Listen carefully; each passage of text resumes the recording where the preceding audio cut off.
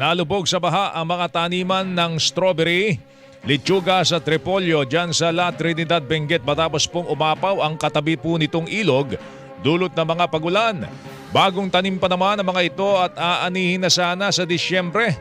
Sa Barangay Pico, binaha ang ilang bahay at kalsada kasunod po ng flash flood noong linggo. Hindi naman na madaanan ang bahagi ng Barlig-Natonin Road sa Mountain Province. Wow. Matapos gumuho po ang malalaking, Sus Maria Jose po, buti walang nadaan malalaking tipak po ng bato mula sa bundok kahapon po ng tanghali. Binaha rin ang iba't ibang bahagi ng Mangaldan, Pangasinan matapos umapaw ang mga kanal. Sa Ginobatan, Albay, rumagasa ang tubig na may halong putik kasunod po ng malakas na ulan.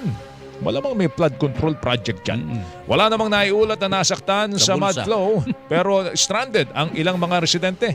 Sa barangay Tumangaga dyan sa lungsod ng Zamboanga, aabot po sa mahigit 300 pamilya ang binaha matapos bumigay ang isang pader sa subdivision kaya rumagasa ang tubig mula naman sa ilog. Sa Governor Generoso, Davao Oriental, ilang pamilya ang inilikas dahil sa abot baywang na baha.